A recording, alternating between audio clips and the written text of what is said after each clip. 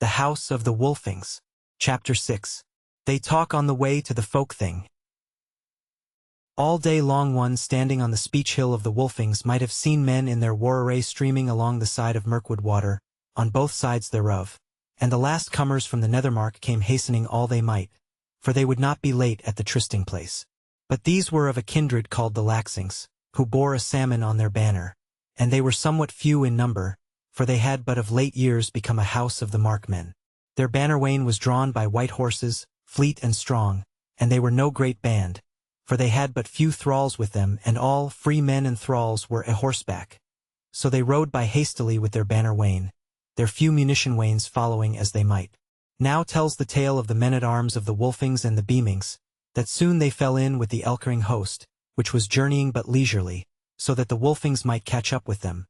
They were a very great kindred, the most numerous of all Midmark, and at this time they had affinity with the Wolfings. But old men of the house remembered how they had heard their grandsires and very old men tell that there had been a time when the Elkering house had been established by men from out of the Wolfing kindred, and how they had wandered away from the Mark in the days when it had been first settled, and had abided aloof for many generations of men, and so at last had come back again to the Mark, and had taken up their habitation at a place in Midmark where was dwelling but a remnant of a house called the Thyrings, who had once been exceeding mighty, but had by that time almost utterly perished in a great sickness which befell in those days. So then these two houses, the wanderers come back and the remnant left by the sickness of the gods, made one house together, and increased and throve after their coming together, and wedded with the Wolfings, and became a very great house. Gallant and glorious was their array now, as they marched along with their banner of the elk, which was drawn by the very beasts themselves tamed to draught to that end through many generations. They were fatter and sleeker than their wildwood brethren, but not so mighty. So were the men of the three kindreds somewhat mingled together on the way. The Wolfings were the tallest and the biggest made. But of those dark-haired men aforesaid, were there fewest amongst the Beamings, and most among the Elkerings, as though they had drawn to them more men of alien blood during their wanderings aforesaid. So they talked together and made each other good cheer, as is the wont of companions in arms on the eve of battle, and the talk ran, as may be deemed, on that journey and what was likely to come of it. And spake an Elkering warrior to a Wolfing by whom he rode, "O Wolf Kettle, hath the Hall Sun had any foresight of the day of battle?" "Nay," said the other. "When she lighted the farewell candle, she bade us come back again, and spoke of the day of our return.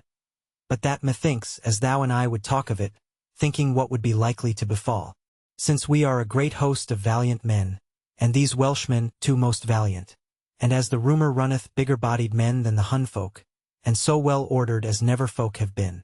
So then if we overthrow them we shall come back again, and if they overthrow us, the remnant of us shall fall back before them till we come to our habitations. For it is not to be looked for that they will fall in upon our rear and prevent us, since we have the thicket of the wildwood on our flanks." "Sooth is that," said the Elkering. "And as to the mightiness of this folk and their customs, ye may gather somewhat from the songs which our house yet singeth, and which ye have heard wide about in the Mark. For this is the same folk of which a many of them tell, making up that story lay which is called the South Welsh lay, which telleth how we have met this folk in times past when we were in fellowship with a folk of the Welsh of like customs to ourselves, for we of the Elkerings were then but a feeble folk. So we marched with this folk of the Cymry and met the men of the cities, and whiles we overthrew and whiles were overthrown, but at last in a great battle were overthrown with so great a slaughter, that the red blood rose over the wheels of the wains, and the city folk fainted with the work of the slaughter, as men who mow a match in the meadows when the swathes are dry and heavy and the afternoon of midsummer is hot. And there they stood and stared on the field of the slain, and knew not whether they were in home or hell, so fierce the fight had been. Therewith a man of the Beamings, who was riding on the other side of the Elkering, reached out over his horse's neck and said, "Yea, friend, but is there not some telling of a tale concerning how ye and your fellowship took the great city of the Welshmen of the south, and dwelt there long?" "Yea," said the Elking. "Hearken how it is told in the South Welsh lay. Have ye not heard of the ways of Weird? How the folk fared forth far away from the north, and as light as one wendeth whereas the wood in death, when of naught is our need, and none telleth our deed. So Roger unwearied and Riadfari won the town where none tarried the shield-shaking man. All lonely the street there, And void was the way, and not hindered our feet, but the dead men that lay under shield in the lanes of the houses heavens high, all the ring-bearing swains that abode there to die. Tells the lay that none abode the Goths and their fellowship, but such as were mighty enough to fall before them, and the rest, both man and woman, fled away before our folk and before the folk of the Cymry, and left their town for us to dwell in, as saith the lay. Glistening of gold did men's eyen behold. Shook the pale sword o'er the unspoken word. No man drew nigh us with weapon to try us, for the Welsh-wrought shield lay low on the field. By man's hand unbuilded all seemed there to be, the walls ruddy gilded, the pearls of the sea. Yea, all things were dead there save pillar and wall, but they lived and they set us the song of the hall. The dear hall left to perish by men of the land, for the Goth folk to cherish with gold gaining hand. See ye how the lay tells that the hall was bolder than the men, who fled from it, and left all for our fellowship to deal with in the days gone by, said the Wolfing man. And as it was once, so shall it be again. Maybe we shall go far on this journey, and see at least one of the garths of the Southlands, even those which they call cities. For I have heard it said that they have more cities than one only, and that so great are their kindreds, that each liveth in a garth full of mighty houses, with a wall of stone and lime around it, and that in every one of these garths lieth wealth untold heaped up. And wherefore should not all this fall to the markmen and their valiancy? Said the Elking.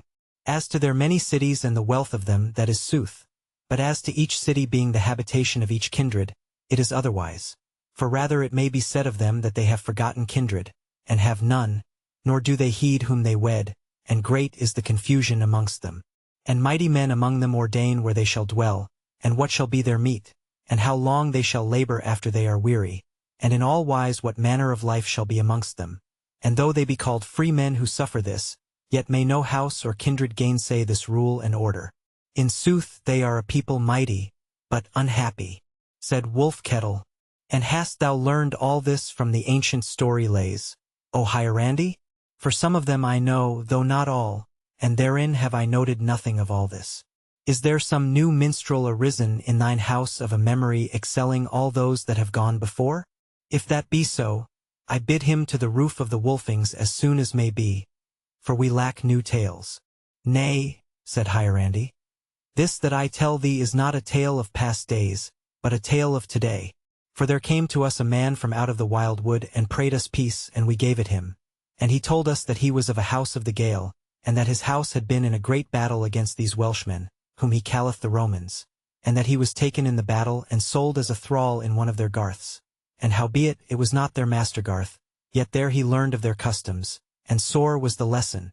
Hard was his life amongst them, for their thralls be not so well entreated as their draft beasts, so many do they take in battle. For they are a mighty folk, and these thralls and those aforesaid unhappy freemen do all tilling and herding and all deeds of craftsmanship. And above these are men whom they call masters and lords who do not, nay not so much as smithy their own edge weapons, but linger out their days in their dwellings and out of their dwellings, lying about in the sun or the hall cinders like cur-dogs who have fallen away from kind. So this man made a shift to flee away from out of that garth, since it was not far from the great river, and being a valiant man and young and mighty of body, he escaped all perils and came to us through the Mirkwood. But we saw that he was no liar, and had been very evilly handled, for upon his body was the mark of many a stripe, and of the shackles that had been soldered on to his limbs. Also it was more than one of these accursed people whom he had slain when he fled. So he became our guest, and we loved him, and he dwelt among us and yet dwelleth, for we have taken him into our house. But yesterday he was sick and might not ride with us. But maybe he will follow on and catch up with us in a day or two. And if he come not, then will I bring him over to the Wolfings when the battle is done. Then laughed the beaming man, and spake, How then if ye come not back, nor Wolfkettle, nor the Welsh guest, nor I myself? Meseemeth no one of these Southland cities shall we behold, and no more of the Southlanders than their war array. These are evil words, said Wolfkettle, though such an outcome must be thought on. But why deemest thou this? Said the beaming. There is no hall son sitting under our roof at home to tell true tales concerning the kindred every day. Yet forsooth from time to time is a word said in our folk hall for good or for evil, and who can choose but hearken thereto?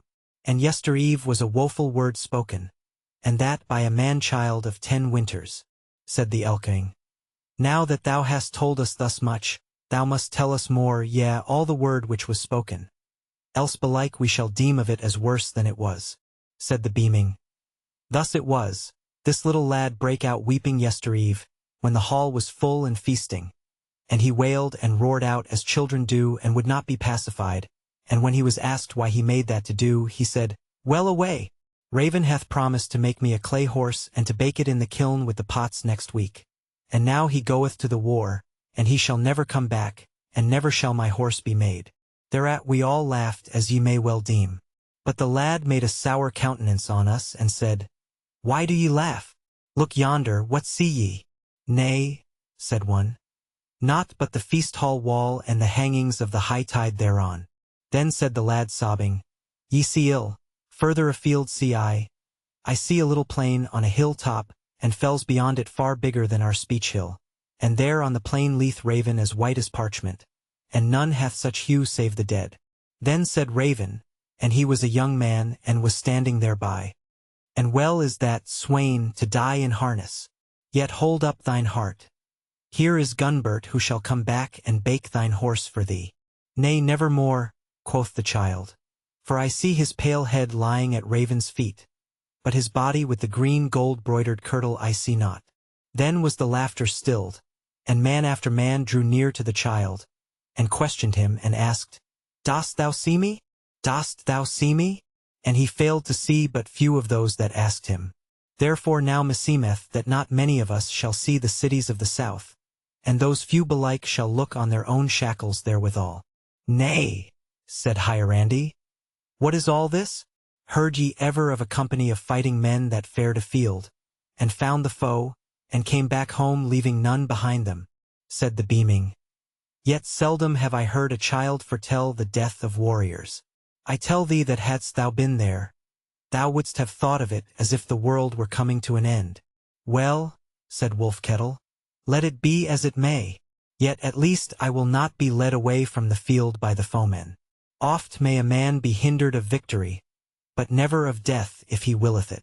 Therewith he handled a knife that hung about his neck, and went on to say, But indeed, I do much marvel that no word came into the mouth of the hallson yestereven or this morning, but such as any woman of the kindred might say. Therewith fell their talk a while, and as they rode they came to where the wood drew nigher to the river, and thus the midmark had an end. For there was no house had a dwelling in the midmark higher up the water than the Elkrings, save one only, not right great, who mostly fared to war along with the Elkrings. And this was the Osselings, whose banner bore the image of the wood-ouzel, the black bird with the yellow neb, and they had just fallen into the company of the greater house. So now midmark was over and past, and the serried trees of the wood came down like a wall but a little way from the lip of the water, and scattered trees, mostly quicken trees, grew here and there on the very waterside. But Mirkwood water ran deep, swift, and narrow between high, clean cloven banks, so that none could dream of fording, and not so many of swimming its dark, green, dangerous waters. And the day wore on towards evening, and the glory of the western sky was unseen because of the wall of high trees. And still the host made on, and because of the narrowness of the space between river and wood it was strung out longer and looked a very great company of men. And moreover the men of the eastern lying part of Midmark were now marching thick and close on the other side of the river but a little way from the Wolfings and their fellows, for nothing but the narrow river sundered them. So night fell, and the stars shone, and the moon rose, and yet the Wolfings and their fellows stayed not, since they wot that behind them followed a many of the men of the mark, both the mid and the nether, and they would by no means hinder their march. So wended the markmen between wood and stream on either side of Mirkwood water, till now at last the night grew deep and the moon set, and it was hard on midnight, and they had kindled many torches to light them on either side of the water. So whereas they had come to a place where the trees gave back somewhat from the river, which was well grassed for their horses and neat, and was called Batemead, the companies on the western side made stay there till morning. And they drew the wains right up to the thick of the wood, and all men turned aside into the mead from the beaten road, so that those who were following after might hold on their way if so they would. There then they appointed watchers of the night, while the rest of them lay upon the sward by the side of the trees, and slept through the short summer night. The tale tells not that any man dreamed of the fight to come in such wise that there was much to tell of his dream on the morrow. Many dreamed of no fight or faring to war, but of matters little, and often laughable, mere mingled memories of bygone time that had no waking wits to marshal them. But that man of the beamings dreamed that he was at home watching a potter, a man of the thralls of the house working at his wheel, and fashioning bowls and ewers, and he had a mind to take of his clay and fashion a horse for the lad that had bemoaned the promise of his toy. And he tried long and failed to fashion anything, for the clay fell to pieces in his hands, till at last it held together and grew suddenly, not into an image of a horse, but of the great Yule boar, the similitude of the holy beast of Fry. So he laughed in his sleep and was glad, and leaped up and drew his sword with his clay-stained hands that he might wave it over the earth boar, and swear a great oath of a doughty deed. And therewith he found himself standing on his feet indeed, just awakened in the cold dawn, and holding by his right hand to an ash sapling that grew beside him.